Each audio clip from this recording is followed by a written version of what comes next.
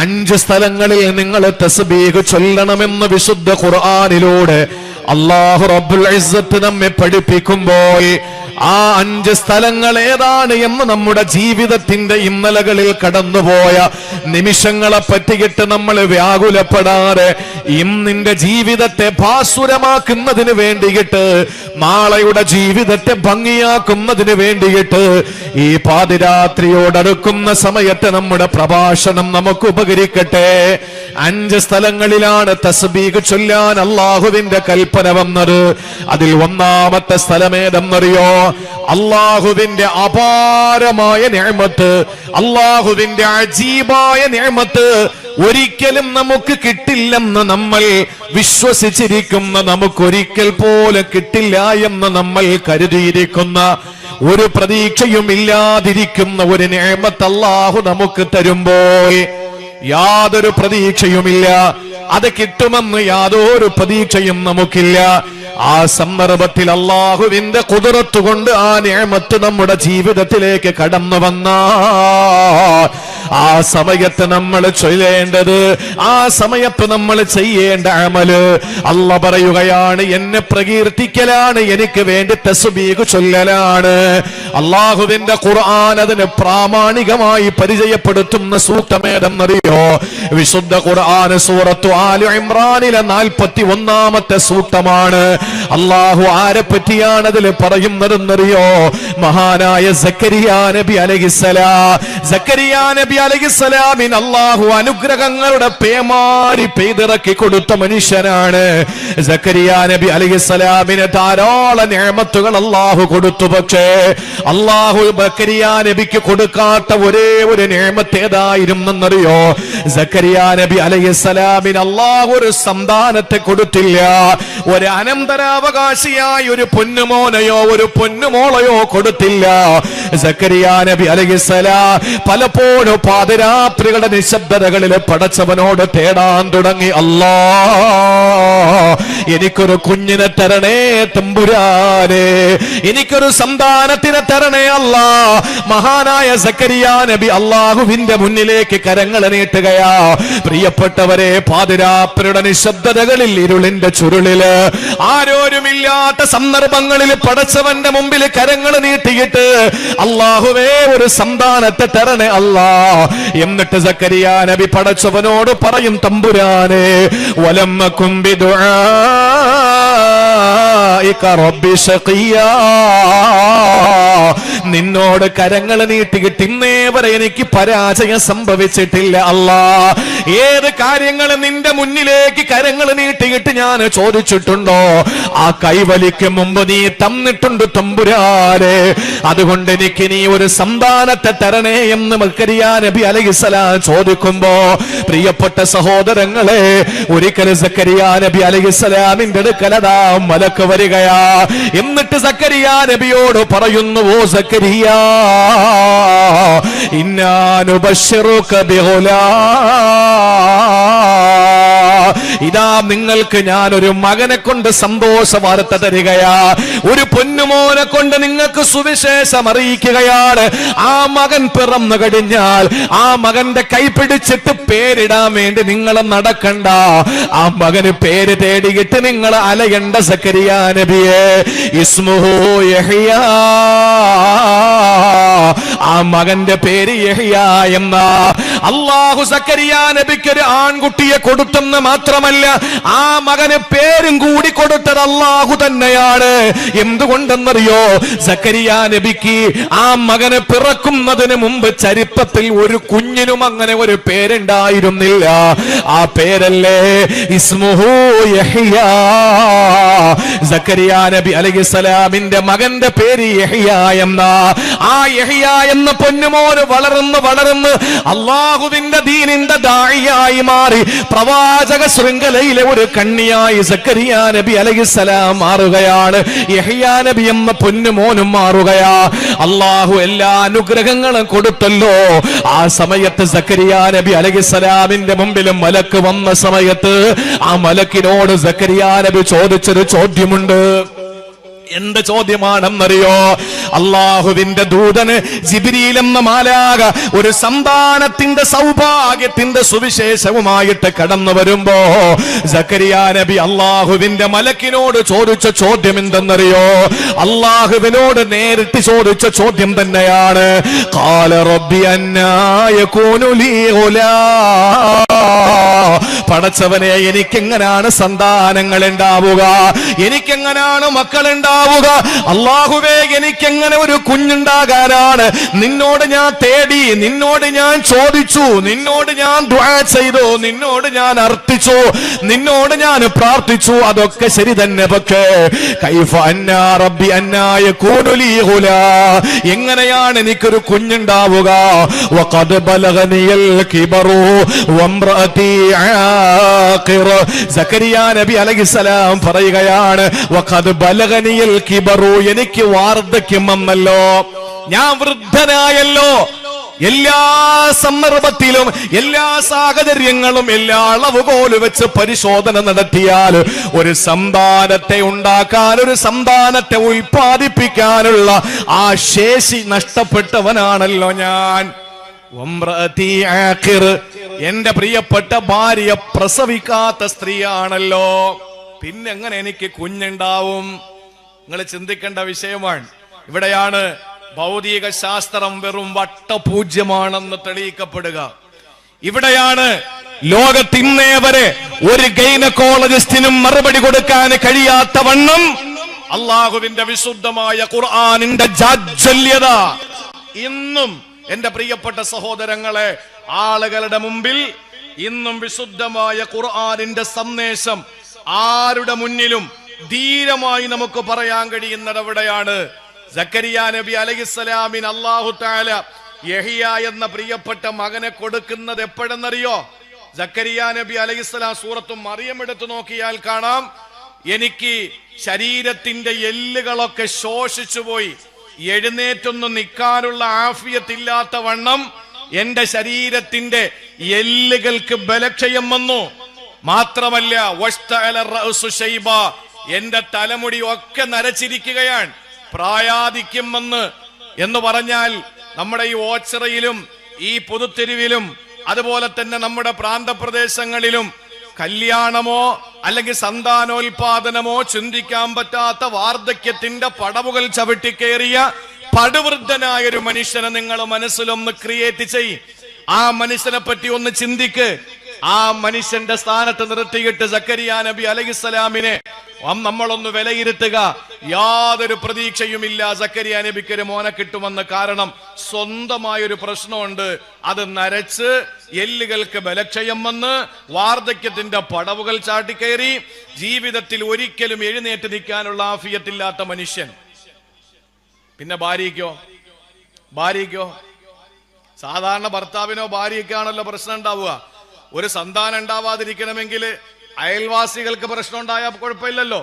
സ്വന്തം ഭർത്താവിനോ സ്വന്തം ഭാര്യയ്ക്കോ ഈ രണ്ടാലൊരു കൂട്ടർക്ക് എന്തെങ്കിലും പ്രോബ്ലം വന്നാലല്ലേ ഒരു സന്താനം ഉണ്ടാവാതിരിക്കുള്ളൂ. സക്കരിയ നബിയുടെ പ്രശ്നം നമ്മൾ പറഞ്ഞു. ഇനി ഭാര്യയുടെ പ്രശ്നം എന്താ? സക്കരിയ നബി പറയാണ്, എന്റെ ഭാര്യ പ്രസവിക്കാത്ത പെണ്ണാണ്. അതിനിവിടെ എന്താ പറയുന്നത്? പ്രസവിക്കാത്ത പെണ്ണുങ്ങൾക്ക് പറഞ്ഞോളേ, അത് വലിയ തെറ്റൊന്നും അല്ലല്ലോ. അല്ല പറഞ്ഞതല്ലേ, യഹബുലി മയശാ ഇനാസ, ചിലർക്ക് പെൺമക്കളെ കൊടുക്കും, വയഹബുലി മയശാ ദുകൂർ, ചിലർക്ക് ആൺമക്കളെ കൊടുക്കും. പെൺമക്കളെ കൊടുക്കും എന്ന് പറഞ്ഞാൽ ലൂത്ത് നബിക്ക് മൊത്തം പെൺമക്കളാ. ചിലർക്ക് ആൺമക്കളെ മാത്രം കൊടുക്കും, ഇബ്രാഹിം നബിക്ക്. ഔ യുസവ്വിജുഹും ദുക്റാനം വൈനാസ, ചിലർക്ക് ആൺമക്കളെയും പെൺമക്കളെയും കൊടുക്കും. അഷ്റഫുൽ ഖൽഖ് നബി മുഹമ്മദ് മുസ്തഫ സല്ലല്ലാഹു അലൈഹി വസല്ലമയ്ക്ക് അങ്ങനെയാണ്. വയജഅലു മയശാ വഖീമ, ചിലരെ അല്ലാഹു തആല പ്രസവിക്കാത്തവരാക്കി കളയും, മക്കളെ കൊടുക്കൂല. യഹ്യ നബി അതിനൊരു ഉദാഹരണമാണ്. യഹ്യ നബിക്ക് മക്കളില്ല, ഈസാ നബിക്ക് മക്കളില്ല. അപ്പൊ പ്രസവിക്കാത്ത സ്ത്രീകൾക്ക് ഇവിടെ എന്താ പറയുന്നത്? കല്യാണം കഴിച്ചില്ലല്ലേ? കല്യാണം കഴിക്കാത്തവർക്ക് അത് അറിയുമെന്ന് അറിയില്ല. എന്താ പറയുന്നത് ഇവിടെ? മലടി എന്ന് പറയോ? മച്ചി എന്ന് പറയോ? അതൊരു മോശ പ്രയോഗമൊന്നും അല്ല. ഇപ്പൊ നമ്മുടെ ഉപയോഗം കണക്കിരിക്കും. നിന്റെ വാപ്പാടെ തലയെന്ന് പതുക്കെ പറഞ്ഞു നോക്ക്, ആരും ഒന്നും പറയില്ല. എന്നാൽ അവന്റെ മുഖത്തോട് എന്റെ വാപ്പാടെ തലയെന്ന് പറഞ്ഞു നോക്കി, അപ്പോഴേ അടി തലയിൽ വീഴും, അതറപ്പാ. നമ്മുടെ പദപ്രയോഗങ്ങൾ ഇരിക്കും അങ്ങനെ. പണ്ടൊരു ധ്യാന കേന്ദ്രത്തിൽ പോയ രണ്ടുപേര്, ഒരുത്തൻ പുകവലിക്കാൻ ഭയങ്കര താല്പര്യമാണ്, അടുത്തവനും അത് തന്നെ. പക്ഷെ ധ്യാന കേന്ദ്രത്തിൽ പുകവലി അനുവദിക്കില്ല. അപ്പൊ ഇവർക്കാണെങ്കിൽ പുകവലിച്ചോളാൻ വയ്യാതെ ആകെ ഒരു വല്ലാത്തൊരു ടെൻഡൻസി ആണല്ലോ അത്, മനുഷ്യന് വിറയൽ അനുഭവപ്പെടും. അവസാനം ഗുരുവിനോട് അനുവാദം ചോദിക്കാൻ രണ്ടുപേരും തീരുമാനിച്ചു. ഒരാൾക്ക് അനുവാദം കൊടുത്തു, ഒരാൾക്ക് അനുവാദം കൊടുത്തില്ല ഗുരു പുകവലിക്കാൻ. പുക വലിച്ചുകൊണ്ട് നിൽക്കുന്നവനെ കണ്ട പുക വലിക്കാൻ അനുവാദം കിട്ടാത്തവൻ ചോദിച്ചു, എന്ത് പറ്റി, നിനക്ക് അനുവാദം തന്നോ? എനിക്ക് തന്നില്ലല്ലോ. അപ്പൊ ഈ അനുവാദം കിട്ടിയവൻ അനുവാദം കിട്ടാത്തോണ്ട് ചോദിച്ചു, നീ എന്താ ചോദിച്ചത്? ഞാനൊരു പുക വലിച്ചോട്ടെ എന്ന് ചോദിച്ചു. അതാ അനുവാദം കിട്ടാത്തത്, അതാ അനുവാദം നിനക്ക് കിട്ടാത്തത്. അപ്പൊ അവൻ ചോദിച്ചു, നീ എന്താ അനുവാദം ചോദിച്ചത്? അവൻ പറഞ്ഞു, ഞാൻ പുക വലിക്കുമ്പോഴും ധ്യാനം ചെയ്തോട്ടെ എന്ന് ചോദിച്ചു. മറ്റവൻ ചോദിച്ചത് എന്താ? ധ്യാനം ചെയ്യുമ്പോൾ പുക വലിച്ചോട്ടെ, പെർമിഷൻ കൊടുത്തില്ല. ഇവൻ ചോദിച്ചത് എന്താ? ഞാൻ പുക വലിക്കുമ്പോഴും ധ്യാനിച്ചോട്ടെ എന്ന് ചോദിച്ചു. ആയിക്കോട്ടെ എന്ന് ഗുരു പറഞ്ഞു. അങ്ങനെ ഞാനൊരു പുക വലിക്കാന്ന് പറഞ്ഞു. പദപ്രയോഗങ്ങളിൽ നമ്മുടെ ഇടയിലുള്ള പദപ്രയോഗങ്ങളിലാണ് ആ വേടിന് മോശവും അല്ലെങ്കിൽ അതിന്റെ മേന്മയുണ്ടാവുക. അതുകൊണ്ട് അങ്ങനെ ഒരു വാക്ക് പറയുന്നു എന്ന് കരുതിയിട്ട് നമ്മളാരും വിഷമിക്കണ്ട. സക്കരിയ നബി അലൈഹിസ്സലാമിന്റെ ഭാര്യ പ്രസവിക്കാത്ത പെണ്ണാണ്. പക്ഷേ അല്ലാഹു തആല അത്ഭുതകരമായിട്ടൊരു കുഞ്ഞിനെ കൊടുത്തു, യഹ്യ എന്ന കുഞ്ഞിനെ. അല്ലാഹു പറയുന്നത് എങ്ങനെയാണ്? സക്കരിയ നബി അലൈഹിസ്സലാം രാവും പകലുമായിട്ട് അല്ലാഹുവിനോട് തേടുകയാണ്. പടച്ചവനോട് ഇരവും പകലുമായി തേടിക്കൊണ്ടിരിക്കുകയാ. കരങ്ങൾ ആകാശത്തിന്റെ അധിപനായ അജയ്യനായ പടച്ചവനോട് നീട്ടിയിട്ട്, അല്ലാഹുവേ എനിക്കൊരു കുഞ്ഞിനെ തരണേ എന്ന് ചോദിച്ചപ്പോ അല്ലാഹു അതാ ഒരു ആൺകുട്ടിയെ കൊണ്ട് സുവിശേഷം അറിയിച്ചപ്പോ സക്കരിയ നബി അലൈഹിസ്സലാം അത്ഭുതത്തോടെ ചോദിക്കുന്നു, അല്ലാ അന്നാ യകൂനു ലീ ഗുലാം, എങ്ങനെയാണ് പടച്ചവനെ എനിക്ക് കുഞ്ഞുണ്ടാവുക? എങ്ങനെയാണ് എനിക്കൊരു സന്താനമുണ്ടാവുക? വഖദ് ബലഗനിയൽ കിബറു, എനിക്ക് വാർദ്ധക്യം എത്തിയല്ലോ തമ്പുരാനെ. വംറതി ആഖിറന്റെ ഭാര്യ പ്രസവിക്കാത്ത മച്ചിയാണല്ലോ, പ്രസവിക്കാത്ത മലടി പെണ്ണാണല്ലോ. എങ്ങനെയാണ് എനിക്കൊരു കുഞ്ഞുണ്ടാവുക തമ്പുരാനെ എന്ന് ചോദിച്ചപ്പോ അല്ലാഹു പറഞ്ഞു, ഇല്ല, അല്ലാഹു നിനക്ക് തരാൻ തീരുമാനിച്ചിരിക്കുകയാ. പകരം എന്താ സക്കരിയ നബി അലൈഹിസ്സലാമിനോട് അല്ലാഹു ആവശ്യപ്പെട്ടതെന്നറിയോ? അതാണ് പ്രിയപ്പെട്ടവരെ ഒന്നാമത്തെ സന്ദർഭം. അതാ തസ്ബീഹ് ചൊല്ലാൻ അല്ലാഹുവിന്റെ ഖുർആൻ കൽപ്പിച്ച 5 സ്ഥലങ്ങളിൽ ഒന്നാമത്തെ സ്ഥലം ഏതെന്നറിയോ? അത്ഭുതകരമായി അല്ലാഹുവിന്റെ ഒരു നിഅമത്ത് നമുക്ക് വരുമ്പോൾ ആ സന്ദർഭത്തിലാ അത്ഭുതകരമായി സക്കരിയ നബിക്ക് ഒരു കുഞ്ഞിനെ കൊടുത്ത അല്ലാഹ് സക്കരിയ നബിയോട് ആവശ്യപ്പെട്ടത് ഒന്നേ ഒന്ന് മാത്രമാണ്. ആ മകനെ എന്റെ മാർഗത്തിൽ ബലി കൊടുക്കണമെന്നല്ല, ആ മകനെ കൊണ്ടുവന്ന് എന്റെ മുമ്പിൽ ബലിപീഠത്തിൽ കിടത്തണമെന്നല്ല, ആ മകനെ എനിക്ക് വേണ്ടിയിട്ട് ധർമ്മസമരത്തിൽ ഇറക്കി വിടണമെന്നല്ല. സക്കരിയ നബി അലൈഹിസ്സലാമിനോട് അല്ലാഹ് പറഞ്ഞത് എന്തെന്നറിയോ?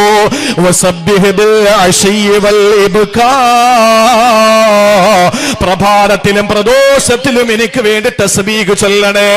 പ്രഭാതത്തിലും പ്രദോഷത്തിലും കിഴക്കൻ ചക്രവാളത്തിൽ അരുണകിരണങ്ങൾ പ്രകടമാകുമ്പോൾ, പടിഞ്ഞാറൻ ചക്രവാളത്തിൽ സൂര്യന്റെ കിരണങ്ങൾ അസ്തമിക്കുമ്പോൾ എനിക്ക് വേണ്ടി തസ്ബീഹ് ചൊല്ലണേ സക്കരിയ,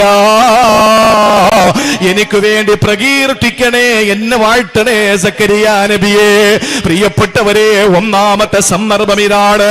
ഞാനൊന്ന് ചോദിക്കട്ടെ, ഓച്ചിറയിലെയും പുതുത്തെരുവിലെയും ഏതെങ്കിലും ഒരു സഹോദരന്റെ ഉപ്പ അങ്ങ് RCCയിൽ ചികിത്സയിലാണ്, യാതൊരു പ്രതീക്ഷയുമില്ല എന്ന് ഡോക്ടർമാര് വിധി എഴുതുകയാണ്. കീമോ എടുത്തു, റേഡിയേഷൻ കഴിഞ്ഞു, സർജറി കഴിഞ്ഞു, എല്ലാ നിലയിലും ചികിത്സിക്കാനുള്ളതൊക്കെ ചികിത്സിച്ചു. അവസാനം ബോഡി വല്ലാതെ വീക്കാകാൻ തുടങ്ങി. ഡോക്ടർ പറഞ്ഞു, ഏറ്റവും നിപുണനായ ഡോക്ടറാണല്ലോ, ആ ഡോക്ടർ പറയുകയാണ്, സഹോദര, നിങ്ങളുടെ ഉപ്പയെ നിങ്ങൾ ഓച്ചിറയിലേക്ക് കൊണ്ടുപോയ്ക്കോ. ഇനി ഒരു പ്രതീക്ഷയുമില്ല, ഇനി ഒരു പ്രതീക്ഷയും വേണ്ട. ഇനി ഉള്ള കാലം എത്ര ദിവസമെന്ന് പറയാ ഞങ്ങൾക്ക് കഴിയില്ല. വൈദ്യശാസ്ത്രം ഇതാ മുട്ടുകുത്തിയിരിക്കുകയാണ്. ഇനി മരുന്നിന്റെ ആവശ്യമില്ല. ഇനി പടച്ചവനിലേക്ക് നിങ്ങൾ കരങ്ങൾ നീട്ടിക്കോ. വീട്ടിലേക്ക് കൊണ്ടുപോയി വാപ്പയ്ക്ക് ഇഷ്ടമുള്ള ഭക്ഷണം കൊടുത്തോ. ഇതുവരെ പല ഭക്ഷണവും കഴിക്കരുതെന്ന് ഡോക്ടർമാര് വിലക്കിയിട്ടുണ്ടായിരുന്നു. ഇപ്പൊ ഡോക്ടർ പറയുകയാണ്, ആ ആവശ്യമുള്ള കൊതിയുള്ള ഭക്ഷണങ്ങൾ കൊടുത്തോ. എല്ലാ ബന്ധുക്കളെയും വിളിച്ചു കൂട്ടിയിട്ട് വാപ്പയ്ക്ക് സന്തോഷത്തിന്റെ നിമിഷങ്ങൾ സമ്മാനിച്ചോ.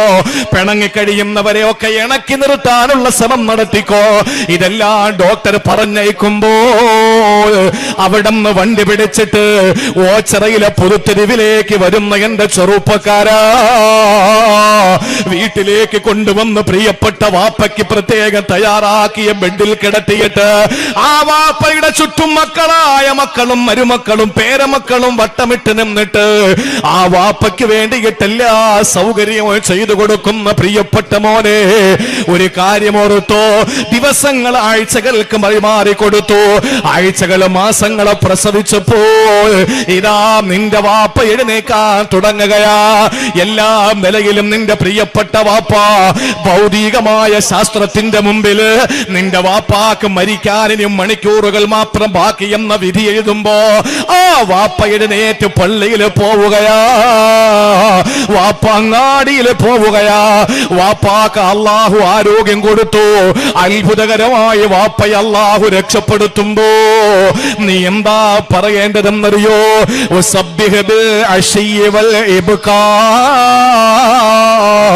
പ്രഭാതത്തിലും പ്രദോഷത്തിലും അള്ളാനെ വാഴ്ത്തണമെന്ന്, അള്ളാനെ പുകഴ്ത്തി പറയണമെന്ന് അള്ളാന്റെ പരിശുദ്ധ ഖുർആൻ. ജീവിതത്തിൽ ഒരു കുഞ്ഞിക്കാല് കാണാൻ ഭാഗ്യമില്ലാതെ സങ്കടപ്പെടുമ്പോ എല്ലാ ഗൈനക്കോളജിസ്റ്റിന്റെ മുമ്പിലും പോയി മുട്ടാത്ത വാതിലുകളില്ല, പോകാത്ത ആശുപത്രികളില്ല, കഴിക്കാത്ത മെഡിസിൻ ഇല്ല, പിടിക്കാത്ത നോമ്പുകളില്ല, ഇരക്കാത്ത രാവുകളില്ല, പൈസ ഇടാത്ത പള്ളിയുടെ വഞ്ചികളില്ല. ഈ നിലയിൽ പടച്ചവന്റെ മുമ്പിൽ കരങ്ങൾ നീട്ടിയപ്പോ ഡോക്ടർ പറഞ്ഞു, ഇല്ല, നിനക്കൊരു കുഞ്ഞുണ്ടാവൂല, വേണമെങ്കിലും നീ മറ്റൊരു വിവാഹം കഴിച്ചോ എന്ന് ഡോക്ടർ പറഞ്ഞു. അല്ലെങ്കിലോ ഡോക്ടർ പറഞ്ഞു, വാടക ഗർഭാശയം എടുത്തിട്ട് പ്രത്യേകമായ സംവിധാനത്തിലൂടെ, നൂതന സംവിധാനത്തിലൂടെ നിനക്കൊരു കുഞ്ഞിക്കാല് കാണാ. ഇല്ല, എനിക്കതിന്റെ ആവശ്യമില്ല. എനിക്ക് സർവാധിനാഥനായ സർവഗുണ സമ്പൂർണനായ സർവലോക സൃഷ്ടിയുടെ സംഹാരകർത്താവായ അള്ളാഹു തരുമെന്ന പ്രതീക്ഷയോടെ നിന്നപ്പോൾ ദിവസങ്ങൾ ആഴ്ചകളായി മാറിക്കൊണ്ടിരിക്കുമ്പോ ഒരു ദിവസം നിന്റെ രാജകുമാരി, നിന്റെ പ്രാണപ്രേയസി, നിന്റെ പ്രിയപ്പെട്ട ഭാര്യ നിന്റെ അടുത്ത് വന്നിട്ട് പറയുകയാണ്, എനിക്കെന്തോ വിശേഷമുള്ളതുപോലെ തോന്നുകയാ. സഹോദരങ്ങളെ, അവരുടെ മാസമുറ നിൽക്കുകയാണ്. അവരുടെ വയറ്റിലതാ ഒരു കുഞ്ഞിക്കാല് അള്ളാഹു കൊടുക്കുമ്പോ ലോകത്ത് മുഴുവൻ ഗൈനക്കോളജിസ്റ്റുകളും ഇല്ല, പ്രസവിക്കൂലെന്ന് വിധി എഴുതുന്ന സന്ദർഭത്തിൽ അള്ളാഹു നിനക്ക് അത്ഭുതകരമായി ഒരു കുഞ്ഞിനെ തന്നു കഴിഞ്ഞാൽ എന്താ നീ ചെയ്യേണ്ടതെന്നാണ് ഒന്നാമതായി അല്ലാഹു പഠിപ്പിച്ചത്.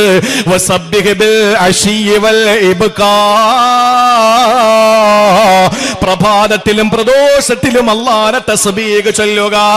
തന്റെ പ്രിയപ്പെട്ട മകൾക്ക് 10-30 വയസ്സ് കഴിഞ്ഞു, സൗന്ദര്യമില്ല, സമ്പത്തില്ല, കുടുംബമാഹാത്മ്യമില്ല, ഒന്നുമില്ലാത്തതിന്റെ പേരില് വർത്തമാന കേരളീയ ചെറുപ്പക്കാര് ഒരുത്തനും കല്യാണം കഴിക്കുന്നില്ല.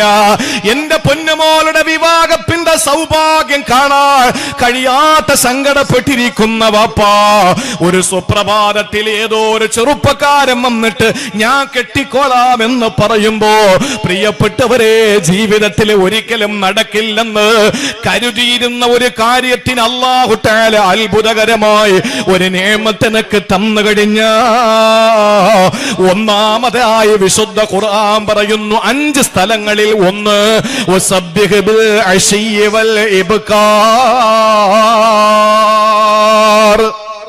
പ്രഭാതത്തിലും പ്രദോഷത്തിലും നീ അള്ളാഹുവിനെ വാഴ്ത്തി പറയണം. ഇത്രേ റബ്ബ് നമ്മളിൽ നിന്ന് പ്രതീക്ഷിക്കുന്നുള്ളൂ. ഒരു പ്രതീക്ഷയില്ലാത്തൊരു കാര്യം നടക്കുമ്പോ നമ്മൾ എന്തു പറയണം? സുബ്ഹാനല്ലാഹ്. അത് ഖുർആന്റെ ഭാഷയാണ്. നിരവധി സ്ഥലങ്ങളിൽ തസ്ബീഹിനെ പറ്റി പറഞ്ഞ ഖുർആൻ ആവർത്തനങ്ങൾ മാറ്റിവെച്ചു കഴിഞ്ഞാൽ 5 സ്ഥലങ്ങളിൽ നീ എന്നെ പ്രകീർത്തിക്കണമെന്ന് അള്ള പറഞ്ഞതിൽ ഒന്നാമത്തെ സന്ദർഭം സക്കരിയ നബിക്ക് യഹ്യ നബിയെ കിട്ടിയതിലൂടെ സൂറത്തു ആല ഇംറാൻ 41-ാമത്തെ സൂക്തം പഠിപ്പിക്കുന്നത് നിനക്ക് അത്ഭുതകരമായി എന്തെങ്കിലും ഒരു നിഅമത്ത് അല്ലാഹു നിനക്ക് തരുമ്പോഴാണ്. ഒന്ന് മറക്കരുത്. പണിയത്രായി. ഇനി രണ്ടാമത്തേത് നമ്മുടെ ജീവിതത്തിൽ ഒരുപാട് അഭിപ്രായ വ്യത്യാസങ്ങൾ നമ്മൾ കേൾക്കും. നമുക്ക് ശത്രുക്കൾ ഒരുപാടുണ്ടാവും. ഈ ശത്രു എന്ന് കേൾക്കുമ്പോ നിങ്ങൾ ആരും ചിന്തിക്കണ്ട സയനിസ്റ്റ്, ഫാസിസ്റ്റ്, നാസിസ്റ്റ്, ദുർഭൂത, ദുർഗുണ, പ്രതിലോമ, പിന്തിരിപ്പൻ ശക്തികൾ മാത്രമാണ് എന്ന് നമ്മൾ കരുതണ്ട. ഫാസിസ്റ്റുകളോ നാസിസ്റ്റുകളോ ദുർഭൂതങ്ങളോ ദുർഗുണന്മാരോ ഒന്നും ആണെന്ന് നമ്മൾ കരുതണ്ട. ഞാൻ ഒരു സ്ഥലത്ത് പ്രസംഗത്തിന് പോകുമ്പോൾ പകുതിയിൽ വെച്ച് പോലീസ് വന്നു. ഇവിടെ മെനിങ്ങാന്ന് വന്നു എന്നറിയാൻ കഴിഞ്ഞു. അത് പിന്നെ ടൈം ഓവർ ആയത് കൊണ്ടാവാം. ഞാൻ ആ പ്രോഗ്രാമിന് പങ്കെടുത്ത് പകുതി ആയപ്പോഴേ പോലീസ് വന്നിട്ട് പറഞ്ഞു മൈക്ക് ഓഫ് ആക്കണമെന്ന് പറഞ്ഞു. മൈക്ക് ഓഫ് ആക്കി ഇത്രയും പുരുഷന്മാരടുത്തേക്ക് വിളിച്ചിരുത്തിയിട്ട് ഞാൻ എങ്ങനെ പ്രസംഗിക്കാനാ? സ്ത്രീകളാണെങ്കിൽ ഇതിന്റെ 10 ഇരട്ടിയുണ്ട്. അപ്പൊ എങ്ങനെയാ സംസാരിക്കുക? അവരോട് സംഘാടകർ ചെന്നിട്ട് കാല് പിടിച്ചു നോക്കി. അവര് പറഞ്ഞു അങ്ങേ അറ്റം പോയ 1/2 മണിക്കൂർ. അവസാനം എന്താ പ്രശ്നം? നമുക്ക് പ്രശ്നം അറിയണമല്ലോ. പറഞ്ഞു നിങ്ങളുടെ പ്രസംഗം നടക്കുന്ന അടുത്ത് നിങ്ങളുടെ സമുദായത്തിൽപ്പെട്ട ആളുകൾ തന്നെ വിളിച്ചു പറഞ്ഞതാണ് മൈക്ക് ഓഫ് ആക്കാൻ. എങ്ങനെയുണ്ട്?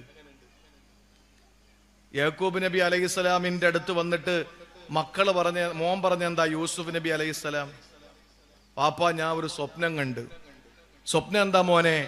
യൂസുഫ് നബി അലൈഹിസ്സലാം സ്വപ്നം പറഞ്ഞു കൊടുത്തു. അപ്പൊ യാക്കൂബ് എന്ന വാപ്പ പറഞ്ഞ എന്താ? പൊന്നു മോനെ, ഇതാരറിഞ്ഞാലും നിന്റെ 11 സഹോദരങ്ങൾ അറിയരുത്. എന്റെ മക്കളാണ്, പക്ഷെ അവരറിയരുത്. ചിലപ്പോ നമ്മുടെ ശത്രു എവിടെ നിന്നുണ്ടാവും? കൂടപ്പറപ്പുകളായിട്ട് വരും. അതായി പറയുന്നത്. അതുകൊണ്ട് ശത്രു എന്ന് കേൾക്കുമ്പോ ഫാസിസ്റ്റുകൾ മാത്രമാണെന്ന് ആരും കരുതി പോകണ്ട. അതുകൊണ്ട് നമ്മുടെ ജീവിതത്തിൽ എതിരാളികൾ, ശത്രുക്കൾ എന്തെങ്കിലും നമ്മളെ പറ്റി പറയുന്ന സന്ദർഭത്തിൽ നമ്മൾ എന്തു വേണം? ആകെ വിഷമിച്ച്, ആകെ പ്രയാസപ്പെട്ട്, ആകെ വല്ലാതെ വഷളായി നമ്മൾ ഇനി എന്താ ചെയ്യാന്ന് പറഞ്ഞിട്ട് നമ്മൾ ഇങ്ങനെ നിൽക്കലാണോ? അങ്ങനെയാണെങ്കിൽ പിന്നെ പ്രഭാഷകരെ സംബന്ധിച്ചിടത്തോളം എനിക്ക് എന്റെ കാര്യം തന്നെ പറഞ്ഞാൽ ഓരോ ദിവസവും നമുക്കെതിരെ വരുന്ന ഓരോ നമ്മൾ അറിയാത്ത കാര്യങ്ങൾ, അത് ഒരു സാമ്പത്തിക സ്ത്രീ വിഷയങ്ങളൊന്നും അല്ല അല്ലാഹുവിന്റെ തൗഫീഖ് കൊണ്ട്. പക്ഷേ ഈ വിഷയങ്ങൾ നമ്മുടെ പ്രഭാഷണവുമായി ബന്ധപ്പെട്ട് നടക്കുന്ന വിഷയങ്ങളിൽ ഒരുപാട് പ്രശ്നങ്ങൾ ഉണ്ടായിക്കൊണ്ടിരിക്കുമ്പോ തളർന്നു പോവാനാണെങ്കിൽ എന്നേ ഇത് വെച്ച് കെട്ടേണ്ട സമയം കഴിഞ്ഞു. നമ്മളിവിടെ നിന്ന് ഓച്ചറയിലേക്ക് പോകുന്നുവെങ്കിൽ 2 ഭാഗത്ത് നായ്ക്കള് കുരയ്ക്കും. ആ കുരയ്ക്കുന്ന നായ്ക്കളെയൊക്കെ കല്ലെടുത്ത് എറിഞ്ഞെറിഞ്ഞ് നിന്നാൽ ഓച്ചറയിൽ എത്താൻ പറ്റൂല. നമ്മുടെ ലക്ഷ്യം ഓച്ചറയാണ്. ആ ഓച്ചറയിലേക്ക് നമ്മൾ വേഗം എത്തിച്ചേരുക, അതാ നമ്മുടെ ലക്ഷ്യം. മാർഗങ്ങളിൽ നിൽക്കുന്ന നായ്ക്കളെ കല്ലെറിയാൻ നിന്നാൽ എത്തിച്ചേരില്ല. ഇത് എന്റെ വാക്കല്ല. സാർത്ഥവാഹക സംഘം മുന്നോട്ട്, കുരയ്ക്കുന്ന നായ്ക്കളെ കുരച്ചോട്ടെ, നമ്മൾ മുന്നോട്ട് പോകണം. ഇത് ഖുർആന്റെ ഭാഷയാണ്. അള്ളാഹുവിന്റെ ഹബീബിനെ ആക്ഷേപിച്ചപ്പോൾ, വിമർശിച്ചപ്പോൾ, അള്ളാഹുവിന്റെ റസൂലിനെ പറ്റിയിട്ട് ആക്ഷേപത്തിന്റെ ശരങ്ങൾ എഴുതപ്പോ എന്തൊക്കെയാ റസൂലുള്ളാഹിനെ പറഞ്ഞതെന്നറിയോ? സഹോദരങ്ങളെ, ഏതാനും ചില വാക്കുകൾ കൊണ്ട് ഞാനൊന്ന് പരിചയപ്പെടുത്തട്ടെ. ഹബീബായ പ്രവാചകന്റെ ദഅവത്തിന്റെ, നുബുവത്തിന്റെ, റിസാലത്തിന്റെ ആദ്യഘട്ടത്തില് അള്ളാഹുവിന്റെ ഹബീബ് സ്വന്തം പ്രിയപ്പെട്ട ബന്ധുക്കളടക്കമുള്ള മക്കക്കാരെ മുഴുവൻ ഒരു മലഞ്ചെരുവില് വിളിച്ചു കൂട്ടിയിട്ട് അവരോട് ചോദിക്കുകയാണ്, ഈ മലയുടെ അടിവാരത്തിൽ നിന്ന് ശത്രുക്കൾ നിങ്ങൾ ആക്രമിക്കാൻ വരുമെന്ന് പറഞ്ഞാൽ നിങ്ങൾ വിശ്വസിക്കുമോ? ആ സമയത്ത് ഏകസ്വരത്തിൽ ഏകകണ്ഠമായവർ പറഞ്ഞതെന്തെന്നറിയോ? ഓ മുഹമ്മദ്, ഞങ്ങൾ വിശ്വസിക്കും. എന്തുകൊണ്ടെന്നറിയോ? പകല് നേരത്ത് ഉദിച്ചു നിൽക്കുന്നത് സൂര്യനല്ല ചന്ദ്രനാണെന്ന് പറഞ്ഞാൽ, രാത്രി ഉദിച്ചു നിൽക്കുന്നത് ചന്ദ്രനല്ല സൂര്യനാണെന്ന് പറഞ്ഞാൽ അത് ഞങ്ങൾ വിശ്വസിക്കും മുഹമ്മദ്. കാരണം ഇന്നേ വരെ തമാശയ്ക്ക് പോലും അസത്യത്തിന്റെ ലാഞ്ചനാതരങ്ങളിൽ നിന്ന് അടർന്ന് വീണിട്ടില്ലാത്ത ആമിനയുടെ അബ്ദുള്ളയുടെ പൊന്നുമോനെ, ഒരിക്കൽ പോലും നീ കളവ് പറഞ്ഞിട്ടില്ല. നീ അൽ അമീനാണ്, അസ്സാദിഖ. അതുകൊണ്ട് ഞങ്ങൾ വിശ്വസിക്കും മുഹമ്മദേ എന്ന് പറഞ്ഞപ്പോ കിട്ടിയ അവസരത്തിൽ പ്രവാചകൻ അവരോട് പറഞ്ഞതെന്തെന്നറിയോ? എന്നാ ഞാൻ നിങ്ങളോട് പറയുകയാണ്, മനുഷ്യബുദ്ധിയെ പരസ്യമായിട്ട് അവഹേളിക്കുന്ന ശിലാവിഗ്രഹങ്ങളുടെ മുമ്പിൽ കൈകൂപ്പി നിൽക്കല്ലേ. ഈ ആകാശത്തെ സംവിധാനിച്ച അല്ലാ, ഈ പച്ചപ്പട്ട് വിരിച്ച ഭൂമിയെ സംവിധാനിച്ച അല്ലാ, മാമരങ്ങളെയും മാമലകളെയും സാഗരങ്ങളെയും പടച്ച അല്ലാ, നക്ഷത്രഗോളങ്ങളെയും താരാപഥങ്ങളെയും സൂര്യചന്ദ്രനെയും സൃഷ്ടിച്ച അല്ലാ, എല്ലാ കാര്യങ്ങളെയും പടച്ച അല്ലാ, പരിപാലിക്കുന്ന സംരക്ഷിക്കുന്ന അവസാന സംഹരിക്കുന്നത് ആ യജമാനനായ പടച്ചവനാണെന്നങ്ങ് പറഞ്ഞപ്പോ നബി തങ്ങളുടെ കുടുംബത്തിൽ നിന്നതാ ശബ്ദം പുറത്തു വരികയാ. മുഹമ്മദ്, മുഹമ്മദ്, ഇതിനാണോ നീ ഇവിടെ ഞങ്ങളെ ഒരുമിച്ച് കൂട്ടിയത്? അലിഹാദാ ജമഅതന, ഇതിനാണോടാ നീ ഞങ്ങളെ ഇവിടെ ഒരുമിച്ച് കൂട്ടിയത്? ആ ശബ്ദം അബൂലഹബിന്റെ ശബ്ദമായിരുന്നല്ലോ. അബൂലഹബ് വിളിച്ചു ചോദിച്ചു, മുഹമ്മദേ, നാണം കെട്ട മുഹമ്മദ്, ഇതിനാണോ നീ ഞങ്ങളെ ഇവിടെ ഒരുമിച്ച് കൂട്ടിയത്? നീ നശിച്ചു പോട്ടടാ, നീ നശിച്ചു പോകട്ടടാ എന്ന് അള്ളാന്റെ ഹബീബിന്റെ മുഖത്ത് നോക്കി പറഞ്ഞപ്പോൾ സ്വന്തം കുടുംബത്തിൽ നിന്നല്ലേ ആദ്യമായിട്ട് എതിർപ്പ് വന്നത്? അള്ളാന്റെ റസൂലിന്റെ ഹൃദയം തേങ്ങാൻ തുടങ്ങുമ്പോ ഇതാ ജിബ്രീൽ എന്ന മാലാഖയെ വിളിച്ചിട്ട് ആകാശ ലോകത്തിൽ നിന്ന് പടച്ചവന്റെ അറിയിപ്പ് വരികയാണ്. തബ്ബത് യദാ അബീ ലഹബിൻ വതബ്. നബിയേ, നിങ്ങൾ വിഷമിക്കല്ലേ, നിങ്ങൾ പ്രയാസപ്പെടല്ലേ, നിങ്ങൾ വേദനിക്കല്ലേ, നിങ്ങളുടെ ഹൃദയത്തിന് യാതൊരു ചാഞ്ചാട്ടവും വരല്ലേ, ആ മനസ്സ് സങ്കടപ്പെടല്ലേ, ആ മനസ്സ് വേദനിക്കല്ലേ. തബ്ബത് യദാ അബീ ലഹബിൻ വതബ. ഈ അബൂലഹബിന്റെ രണ്ട് കരങ്ങളും നശിച്ചു പോട്ടെ, നശിച്ചു പോയിരിക്കുകയാ. പ്രിയപ്പെട്ടവരെ, അറബികളുടെ ഇടയിൽ ഏറ്റവും മോശമായ പദമേതെന്നറിയോ? നിനക്ക് നാശം വരട്ടെ എന്ന ശാപവാക്കാണ്. ആ ശാപവാക്കാണ് 40ാമത്തെ വയസ്സിൽ എന്റെ ഹബീബ്, നിങ്ങളുടെ നായകൻ അഷ്റഫുൽ ഖൽഖ് നബി മുഹമ്മദ് മുസ്തഫ സ്വല്ലല്ലാഹു അലൈഹി വസല്ലമ തങ്ങളുടെ റിസാലത്തിന്റെ ഭൂമുഖത്തേക്ക് നോക്കിയിട്ട് കുടുംബത്തിൽ പിറന്ന അബൂലഹബ് വിളിച്ചു പറഞ്ഞതെങ്കിൽ അതേ നാണയത്തിൽ അല്ലാഹു തിരിച്ചടിച്ചുകൊണ്ട് റസൂലുള്ളാഹിനെ സുരക്ഷിതനാക്കിയില്ലേ? കാലങ്ങൾ കഴിഞ്ഞുപോയി. അള്ളാന്റെ പ്രിയപ്പെട്ട പ്രവാചകന് ആൺമക്കളും പെൺമക്കളുമായിട്ട് അല്ലാഹു തആല 7 മക്കളെ കൊടുത്തു. അതിൽ ആൺമക്കളെല്ലാം പിറന്നുടനെ മരിക്കാൻ തുടങ്ങി. ആ സമയത്ത് ആസുബിനു വായിൽ എന്ന് പറയുന്ന ധിക്കാരിയായ തെമ്മാടിയായ മനുഷ്യൻ എന്താ പറഞ്ഞതെന്നറിയോ?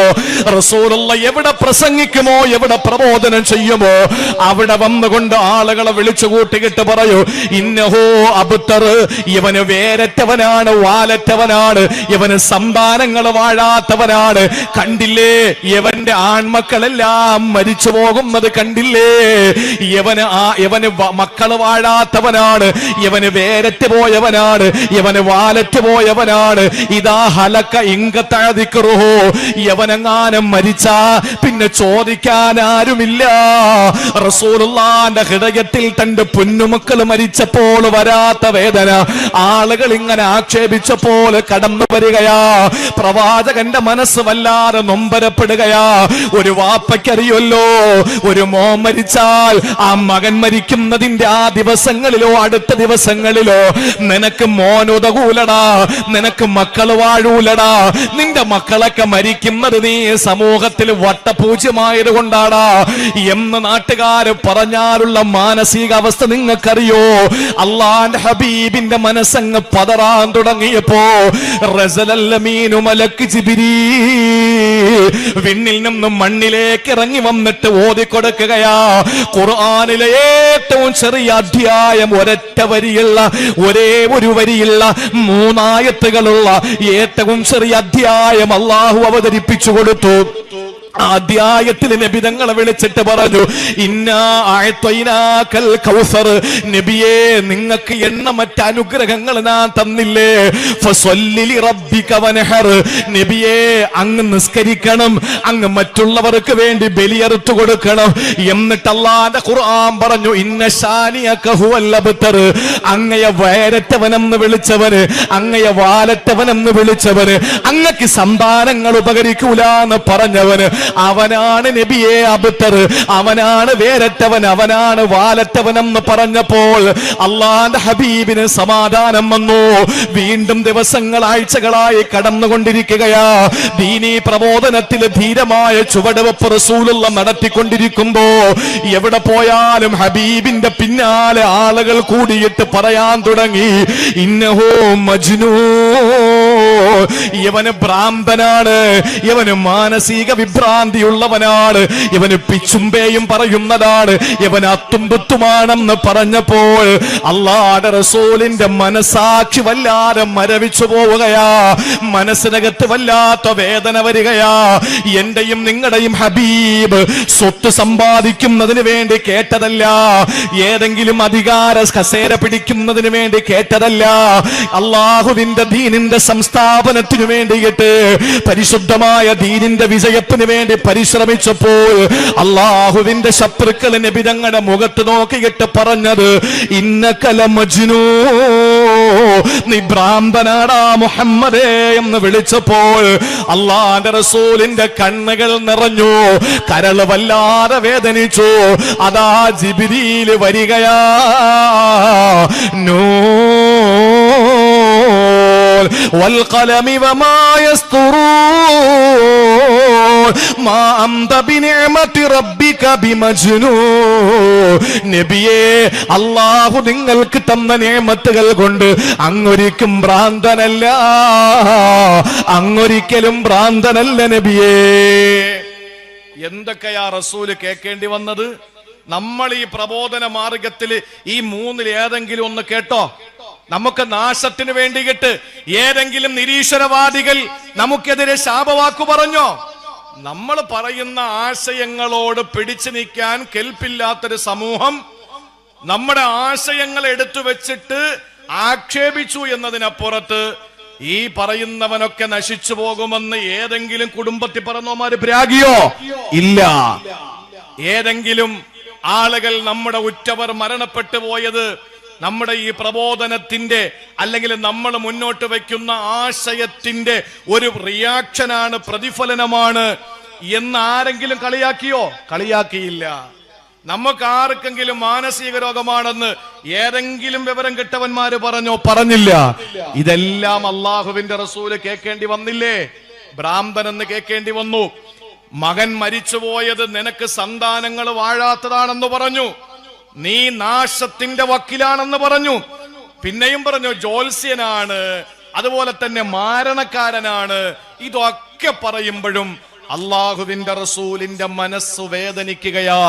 ശത്രുക്കളുടെ ആക്ഷേപത്തിന്റെയും വിമർശനത്തിന്റെയും ശരങ്ങൾ അള്ളാഹുവിന്റെ റസൂലിന് നേരെ വരുമ്പോൾ അള്ളാന്റെ ഖുർആൻ സൂറത്തുൽ ഹിജ്റിലൂടെ അള്ളാഹു പറഞ്ഞതെന്തെന്നറിയോ?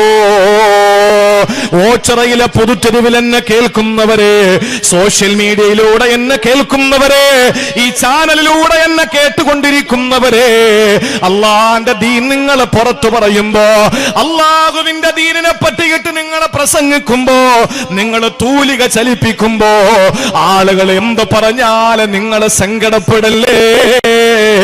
അള്ളാഹു രണ്ടാമതായി പറഞ്ഞത് അവിടെയാണ്. തസ്ബീഹ് ചൊല്ലാൻ എപ്പോഴാണ്? വലഖദ് നഅലമു അന്നക യളീഖു സദ്റക ബിമാ യഖൂലൂൻ. നബിയെ ആളുകൾ വിമർശിക്കുന്നത് കേൾക്കുമ്പോൾ അങ്ങയുടെ ഹൃദയത്തിന് വേദനയുണ്ടെന്ന് നമുക്കറിയാം. ആളുകളെ വിമർശിക്കുമ്പോ, ആളുകളെ പറയുന്നത് കേട്ടിട്ട് അങ്ങയുടെ മനസ്സ് വല്ലാതെ പതറുകയാണെന്ന് ഞങ്ങൾക്കറിയാം, എനിക്കറിയാം. അല്ലാഹു പറയുകയാ, അതുകൊണ്ട് നബിയെ ആ വിഷയം നിങ്ങളെ നേരിടുന്ന സമയത്ത് ചെയ്യേണ്ടത് ഫസബ്ബിഹ ബിഹംദി റബ്ബിക വകും മിനസ് സാജിദീൻ. അല്ലാഹു സൂറത്ത് ഹിജ്റിലെ 98-ാമത്തെ സൂക്തത്തിലൂടെ പറയുന്നു, അങ്ങനെ ആളുകൾ എന്ത് പറഞ്ഞാലും നിങ്ങൾ ആ സമയത്ത് പ്രകീർത്തിക്കണം. നിസ്കാരത്തെ പറ്റി ആക്ഷേപിക്കുന്ന ആളുകൾ, നോമ്പിനെ പറ്റി ആക്ഷേപിക്കുന്ന ആളുകൾ, ദാ ഇനി വരാൻ പോകുന്ന തറാവീഹ് നിസ്കാരത്തെ ആക്ഷേപിക്കുന്നവർ, മേറാജിന്റെ സുന്ദരമായ രാവുകൾ കടന്നു വരുമ്പോ എങ്ങനെയെങ്കിലും നമ്മൾ അമൽ ചെയ്ത് രക്ഷപ്പെടാൻ വേണ്ടി ശ്രമം നടത്തുന്നതിന് പകരം ഓരോ ഒരു ആശയപരമായ വിഷയങ്ങൾ എടുത്തിട്ടിട്ട് സമൂഹത്തിൽ ഭിന്നത ഉണ്ടാക്കിക്കൊണ്ടിരിക്കുമ്പോ നമ്മൾ എന്താ ചെയ്യേണ്ടത്?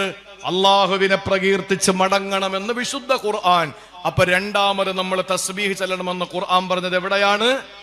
നമ്മൾ ആക്ഷേപങ്ങളും വിമർശനങ്ങളും കേൾക്കുന്ന സമയത്ത് വലഖദ് നഅലമു അന്നക യളീഖു സദറുക ബിമാ യഖൂലൂൻ, ജനങ്ങൾ പറയുന്നത് കേട്ടിട്ട് അങ്ങയുടെ ഹൃദയത്തിന് വല്ലാത്ത പെടച്ചിലുണ്ടെന്ന് എനിക്കറിയാം നബിയെ.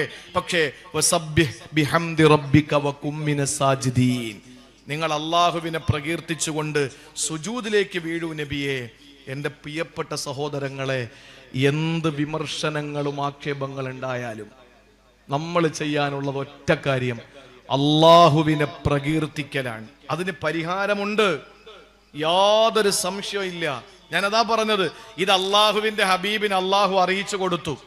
അബ്തർ എന്ന് വിളിച്ചവന്റെ മുഖത്ത് നോക്കിയിട്ട് നബി തങ്ങൾ ഓതിക്കൊടുത്തു, ഇന്ന ഷാനിഅക ഹുവൽ അബ്തർ, അവനാണ് അബ്തർ. ഭ്രാന്തൻ എന്ന് വിളിച്ചവന്റെ മുഖത്ത് നോക്കിയിട്ട് പറഞ്ഞു, വമാ സാഹിബുക്കും ബിമജ്നൂൻ, നിങ്ങളുടെ കൂട്ടുകാരൻ ഭ്രാന്തനല്ല. നശിച്ചു പോകട്ടെ എന്ന് പിരാകിയവന്റെ മുമ്പിൽ അല്ലാഹു തആല ഉടനടി ആയത്തിറക്കിയിട്ട് പറഞ്ഞു, അവന്റെ രണ്ട് കരങ്ങളും നശിച്ചിരിക്കുന്നു. ആലോചിച്ചു നോക്കിയേ, അള്ളാഹു ഈ നിലയിൽ ഇടപെട്ടതിന്റെ കാരണം എന്താണ്? ഈ ഇടപെടലുകൾ നടത്തിയതിന്റെ കാരണം അള്ളാഹുവിന്റെ വിശുദ്ധ ഖുർആൻ നബി സല്ലല്ലാഹു അലൈഹി വസല്ലമ തങ്ങളോട് പറഞ്ഞത്, നിങ്ങൾ അള്ളാഹുവിനെ പ്രകീർത്തിക്കണം, നിങ്ങൾ അള്ളാഹുവിനെ പ്രകീർത്തിച്ചു കൊണ്ടിരിക്കണം. നമ്മൾ എന്തെല്ലാം കേൾക്കുന്നു. ഒരു കാര്യം കൂടെ ഞാൻ പറയട്ടെ, നമ്മൾ ഏറ്റവും കൂടുതൽ ആഗ്രഹിക്കുന്നത് എന്തെന്നറിയോ? നമ്മളുടെ അഭാവത്തിൽ നമ്മളെ പറ്റി ആരും ഒന്നും പറയാതിരിക്കണം. അതല്ലേ പൊതുതെരുവാർക്ക് ഇഷ്ടം അല്ലേ? നിങ്ങളെന്താ ഈ വലിയ വലിയ എന്താ അമേരിക്കയിൽ നിന്ന് പോലെ ഇരിക്കുന്നത്? നമ്മളൊക്കെ അറിയുന്നവരല്ലേ. ആ 8ാമത്തെ വാർഷികം, ഞാൻ 8ാമത്തെ വർഷം, എത്രയാ? 7 അല്ലേ? കഴിഞ്ഞ വർഷം മാത്രം വന്നില്ല. ഇവിടെ ഉണ്ടാ? കഴിഞ്ഞ വർഷം മാത്രം വന്നില്ല. ബഹുമാനപ്പെട്ട ഉസ്താദ് എന്നെ ഒരുപാട് വിളിച്ചു, സംഘാടകരെ വിളിച്ചു. പക്ഷേ ആ സന്ദർഭത്തിൽ നമുക്ക് കഴിഞ്ഞ വർഷത്തെ പ്രോഗ്രാമിൽ എനിക്ക് സംബന്ധിക്കാൻ കഴിയുന്നില്ല, ആ ഡേറ്റ് നോക്കാത്തത് കൊണ്ടാണ്. ഇല്ലെങ്കിൽ അവരൊത്തിരി വിളിച്ചു. ഞാൻ ആദ്യമായിട്ട് ഇവിടെ പ്രസംഗിക്കുന്നത്, ഞാൻ ഇപ്പോഴും ഓർക്കുന്നത്, ഞാൻ വരുന്നത് നമ്മുടെ ഈ നാട്ടുകാരനായ എന്താണ് ചായത്തറക്കാരൻ അല്ലേ?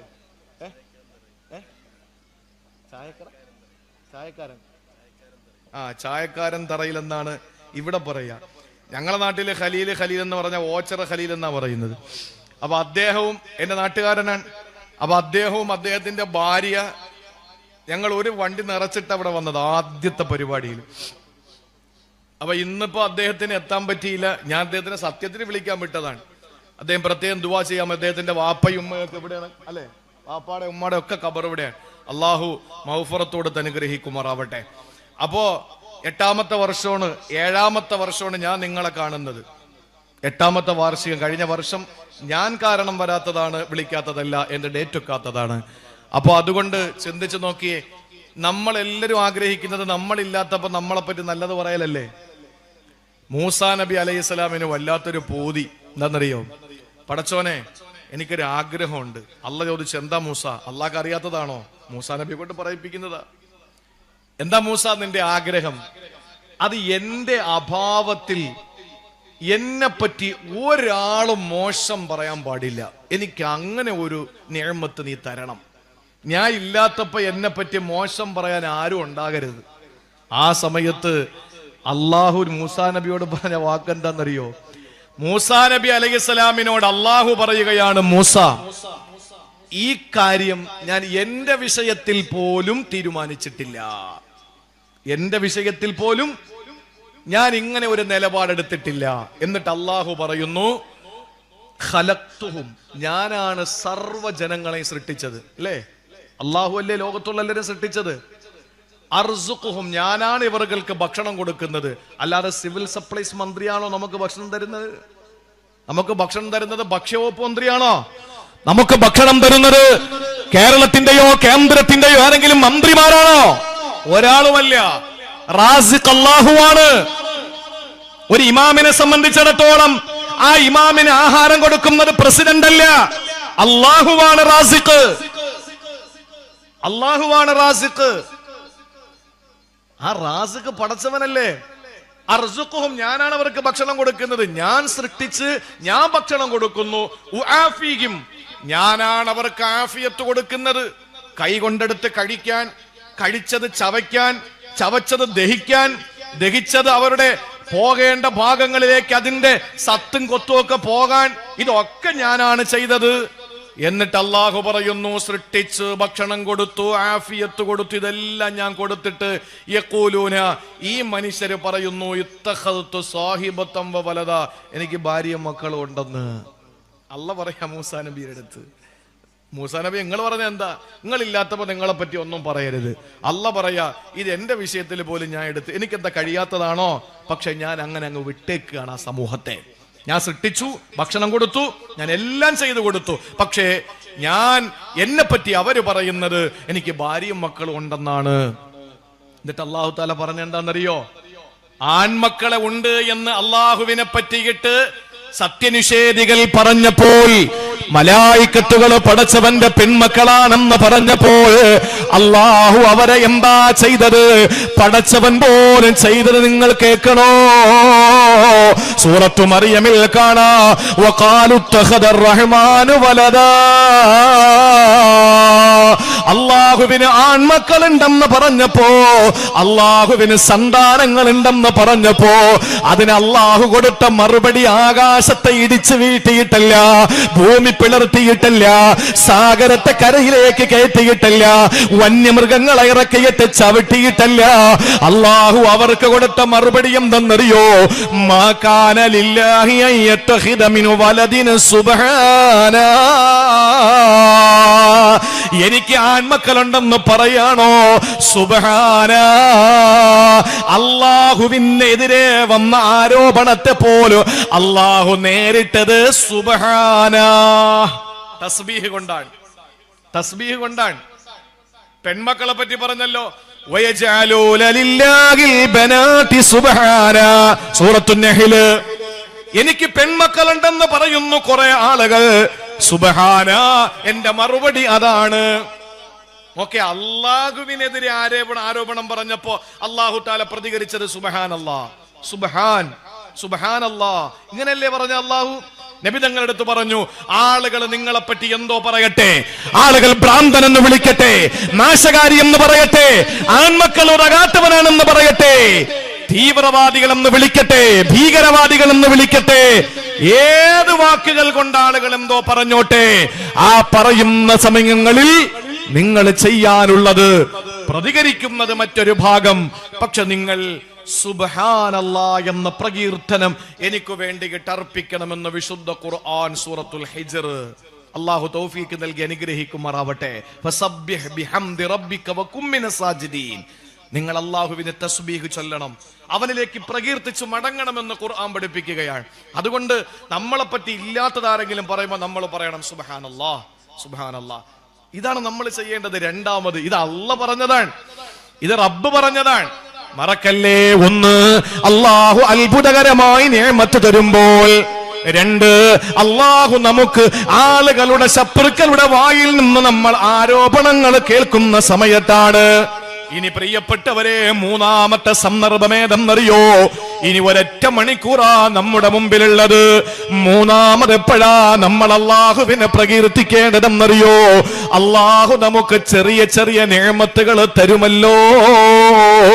അല്ലാഹു തന്ന നിഅമത്തുകൾക്ക് കണക്കുണ്ടോ പുതുത്തെരുവുകാരാ? അല്ലാഹു തന്ന അനുഗ്രഹങ്ങൾക്ക് കണക്കുണ്ടോ ഓച്ചിറക്കാരാ? നമ്മൾ പറയുന്നത് എന്താണ്? പടച്ചവൻ എന്നെ യൂസുഫ് അലിയാക്കിയില്ലല്ലോ, അല്ലാഹു എന്നെ രവിപിള്ളയാക്കിയില്ലല്ലോ. ചിലര് പറയുന്നു എന്നെ അംബാനിയും അദാനിയും ആക്കിയില്ലല്ലോ. അൽഹംദുലില്ലാഹ്, അതിന് 1000 വട്ടം അൽഹംദുലില്ലാഹ്. ഈ കള്ളന്മാരെ പോലെ ആവാതിരിക്കാൻ. ഏത് അദാനി അംബാനി? നേരത്തെ പറഞ്ഞ രണ്ടുപേരല്ല, അവരൊക്കെ നല്ലവരാ. യൂസുഫ് അലി സാറും രവിപിള്ളയൊക്കെ സമൂഹത്തിനും സമുദായത്തിനും ഗുണമുള്ളവരാ. രവിപിള്ള സാറ് അദ്ദേഹത്തിന്റെ സമുദായത്തിന് ഗുണമുള്ളവരാ, അല്ലേ? സമൂഹത്തിന് ഗുണമുള്ളവരാണ്. യൂസുഫ് അലി സാറ് മുസ്ലിമിനും ഹിന്ദുവിനും ക്രിസ്ത്യാനിക്കും എല്ലാവർക്കും നാടിനും ഒക്കെ ഗുണമുള്ളവരാ.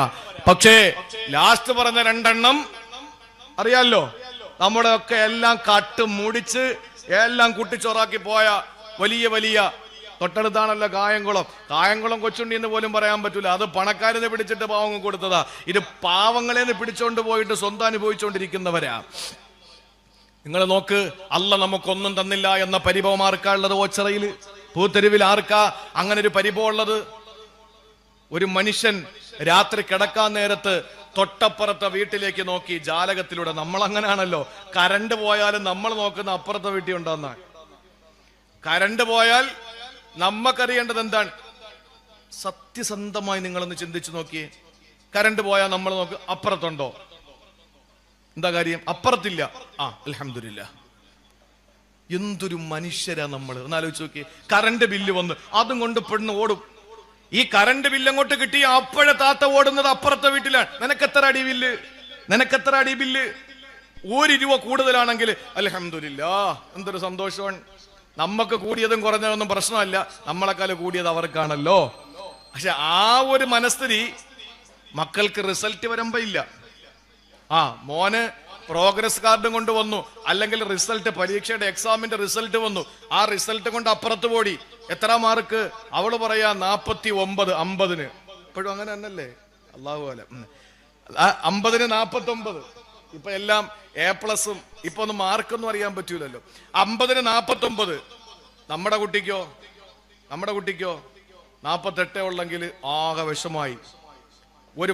ഒറ്റ മാർക്ക് അവന് കൂടിയത്. നമ്മൾ എന്നിട്ട് ചെന്നിട്ട് എടുത്തിട്ട് അങ്ങോട്ട് അടിക്കുകയാണ് കുഞ്ഞിനെ. എന്താടാ നീ 1 മാർക്ക് കുറച്ച് കളഞ്ഞത്? കഷ്ടപ്പെട്ട് ഈ 48 വാങ്ങിയതിന് അവനെ അഭിനന്ദിക്കുകയല്ല, മറിച്ച് ഒരെണ്ണം കുറഞ്ഞു പോയതിന് അവനെ തല്ലുകയാണ്. ഈ 1 മാർക്ക് അപ്പുറത്ത് കൂടിയപ്പോ നമുക്ക് സഹിക്കാൻ വയ്യ. ഈ ഒരേ മാർക്ക് അല്ലെങ്കിൽ ഒരു അക്കം കറണ്ട് ചാർജിൽ അപ്പുറത്ത് കൂടിയപ്പോഴോ നമുക്ക് ഭയങ്കര സന്തോഷം. അതാ നമ്മൾ, അത്രയും വലിയ വിശാല മനസ്സാണ് നമുക്കുള്ളത്. ഒരു മനുഷ്യൻ ജാലകം തുറന്നു നോക്കിയിട്ട് അപ്പുറത്തെ വീട്ടുകാരനെ നോക്കിയിട്ട് കിടക്കാൻ നേരത്ത് പറഞ്ഞെന്താണെന്നറിയോ? അല്ലാഹുവേ അഫ്ഖർതനി വഅഗ്നൈത ഫുലാന, നീ എന്നെ ഫഖീറാക്കി അവനെ സമ്പന്നനാക്കി. എന്താ പടച്ചോനെ നീ ഇങ്ങനെ? നീ എന്നെന്താ അങ്ങനെ ദരിദ്രനാക്കിയത്? അവനെ വലിയ സമ്പന്നനാക്കിയല്ലോ. ഇത് പറഞ്ഞപ്പോൾ ആ മനുഷ്യന് ഉറക്കം വരികയാ. ആ മനുഷ്യന് ഉറക്കത്തിലേക്ക് വഴുതി വീണു. സുബ്ഹാനല്ലാഹ്. ഉറക്കത്തിൽ ആ മനുഷ്യന് സ്വപ്നം കാണുകയാ. സ്വാലിഹായ ഒരു മനുഷ്യൻ അയാളുടെ അടുത്തെത്തുകയാ.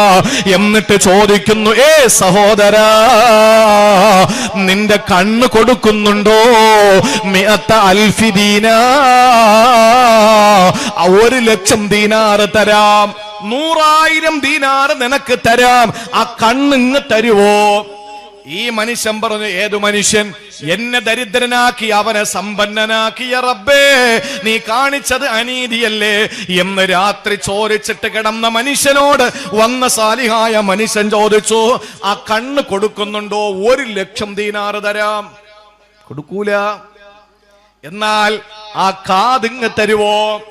ഇല്ല. നാവ് തരുവോ? തരൂല. തലമുടി മുതൽ കാലിന്റെ തള്ള വിരലിന്റെ നഖം വരെ ചോദിച്ചു. 1,00,000 തരാം, 1,00,000 തരാം, 1,00,000 തരാം. എത്ര രൂപയായി? കൂട്ടി നോക്ക്. ആ അപ്പുറത്തെ വീട്ടുകാരനേക്കാൾ സമ്പന്നനാകും. പക്ഷെ ഈ മനുഷ്യന് ഓരോന്ന് ചോദിക്കുമ്പോഴും പറയും, കാണാൻ പറ്റൂലല്ലോ, കേൾക്കാൻ പറ്റൂലല്ലോ, മിണ്ടാൻ പറ്റൂലല്ലോ, തിന്നാൻ പറ്റൂലല്ലോ, നടക്കാൻ പറ്റില്ലല്ലോ, അതുകൊണ്ട് ഞാൻ തരില്ല, തരില്ല, തരില്ല. ആ സമയത്ത് ആ മനുഷ്യൻ ചോദിച്ചു, അല്ല നിനക്കൊന്നും തന്നില്ലേ? ഞെട്ടി ഉണർന്നിട്ട് കരയാൻ തുടങ്ങിയ ആ മനുഷ്യന് എന്നിട്ട് അല്ലാഹുവിനോട് പറഞ്ഞതെന്തെന്നറിയോ? അൽഹംദുലില്ലാ, പടച്ചവരെ നിനക്കാണ് സർവസ്തുതി. അല്ലാ, നീ തന്ന ഏറ്റവും വലിയ നിഅമത്ത് ഈ ശരീരത്തിന്റെ പാർട്സുകളല്ല റബ്ബേ. നമ്മൾ കരുതുന്നത് ഇട്ടുമൂടാനുള്ള പണമെന്നാണ്.